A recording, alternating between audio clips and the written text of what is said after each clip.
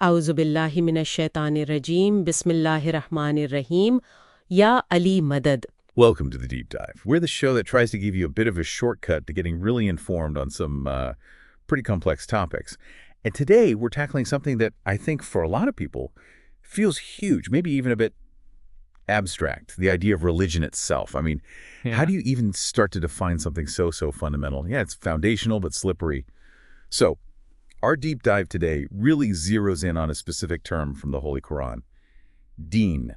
That's right. And looking at the sources, you quickly realize deen isn't just one simple thing. It's got layers. You see meanings like, okay, religion, faith, sure, but also reward, recompense, obedience, even law, decision, submission. It's a lot packed into one word. It really is. And to sort of get to the heart of deen, we need to go straight to the source text for this discussion, which is the Holy Quran, chapter 30, verse 30. This verse, it's sometimes called itrat, the verse of nature, and it gives this incredible elaboration on what deen really entails. Let me read it. فَأَقِمْ وَجْهَكَ لِلدِّينِ حَنِيفًا فِطْرَةَ اللَّهِ الَّتِي فَطَرَ النَّاسَ عَلَيْهَا لَا تَبْدِيلَ لِخَلْقِ اللَّهِ ذَلِكَ الدِّينُ الْقَيِّمُ وَلَكِنَّ أَكْثَرَ النَّاسِ لَا يَعْلَمُونَ. And the translation goes something like this. So, O Prophet and Mumins, avoiding falsehood, turn your face to the religion. The law of nature, fitrat, or creation of God, is that according to which he created all human beings. There is no change in the creation of God. This is the upright religion, but most people do not know. Wow. Okay, so right away, alongside deen, that verse throws another really significant and maybe equally abstract concept at us, fitrat. Exactly. Let's unpack that. What exactly are we talking about when the verse mentions fitrat? How does it fit into understanding religion?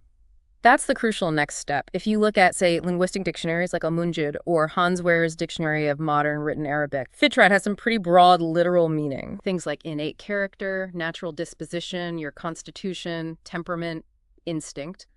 It can even directly mean religion itself, or sunat, which means like a habit or law, and importantly, the actual way of creation. So it's tied to how things are made, fundamentally. Precisely. And the verse makes that link explicit. It connects fitratullah, God's fitrat, or God's sunat, God's way directly to us, to human creation.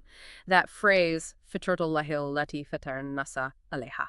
Right, the part about creating human beings according to it. Exactly. It's saying this law of nature, this fitrat, is the very pattern God used to create all human beings. So our fundamental makeup, our natural way of being, is intrinsically linked to this concept. Okay, so if fitrat is woven into our very nature, how we're created, then it sounds like human beings themselves are meant to be the prime example for understanding this religion of nature. That's a really insightful way to put it. And Allama Nasir Uddin Nasir Khunzai, in his work Treasure of Knowledge, says something very similar. What does he say? He writes, let me find the quote. Here. To understand the meaning of the religion of nature, one should reflect upon the best example in nature, i.e., a human being who, after being born as a little baby, progresses through the different stages of life and gradually reaches perfection. Progresses. Yeah. Gradually reaches perfection. That sounds like built-in growth, development. It does. It points towards dynamism, doesn't it? Not something static. So, does this natural human journey, this sort of inherent path towards perfection, does that mirror how we should understand religion itself? Yeah. As something that also grows or evolves? That's exactly the implication. And, to make this idea of progress versus, stagnation really clear, Dr. Fakir Sahib uses some fantastic analogies in his lectures. Analogies are always helpful. Right. So think about this. A mother with a newborn baby. Is it a good idea for her to start giving the baby really dense, solid food right away? No, definitely not. Of course not. The wise thing, the natural thing, is to slowly increase the density, the complexity of the food as the baby grows and is able to handle it, right? Yeah. Trying to rush it with dense food wouldn't speed up healthy growth. It would actually harm the baby. Makes perfect sense. Okay, now flip it. Imagine that same baby is now a teenager. Growing, active, needs proper, complex nutrition. What if the mother insisted, nope, we're sticking with only milk because that's what you had as a baby? That sounds, completely wrong. Negligent, even. Absolutely absurd, right? Yeah? Because the teenager's needs have changed. They've progressed. Their nourishment has to progress with them. Sticking to the initial stage would stunt their growth. Okay, I see where this is going. These analogies really sharpen the focus on a central discussion within Islam, don't they? They do. You have this school of thought, or maybe approach, that emphasizes religion as something essentially static, that it was revealed, perfected, and should basically remain unchanged, even after 1,400 years. Yeah. And there's a certain appeal to that idea of constancy. Understandably, yes. Certainty. But then you have this other perspective, the one these sources seem to be pointing towards, which sees religion as inherently dynamic, progressive. And listening to this, it feels like holding onto a purely static view kind of clashes with the message in that verse in itrat about our innate developing nature. Is that the tension? That's precisely the tension. And Al-Mahunzai really drives this point home again in Pearls of Ma'rifat, Part 1. He gives another example. Okay. He says, nature contains progress.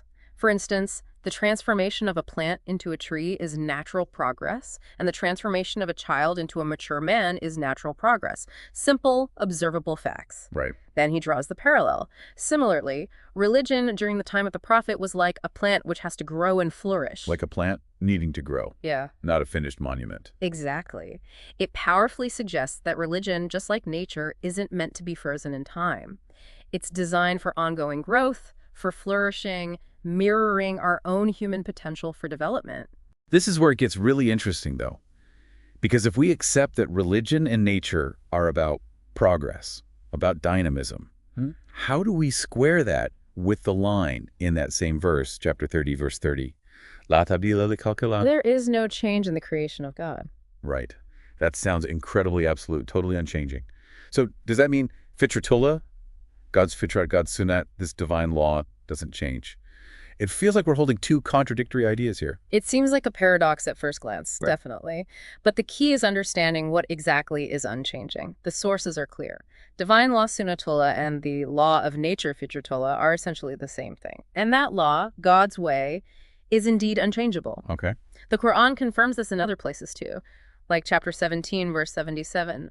सुन्नतम मन कद अरसलना कबलका मिन रुसलिना वला तजिदु लिसुन्नतिना तहवीला. Which means? It translates as, this was our way, Sanat, with those messengers whom we sent before you, and you will not find any alteration in our way.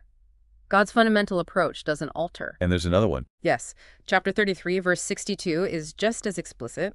سنة الله في الذين خلوا من قبل ولن تجد لسنة الله تبديلا. Which means, quite simply, you will never find any alteration in the law of God. Never find any alteration. Yeah. Okay, so the divine law, the fitratullah, God's sunnat that is constant, rock solid, unchanging. Correct. The blueprint doesn't change. So then, where does the dynamism come in? Where is the growth and flourishing of religion happening if the underlying law is fixed?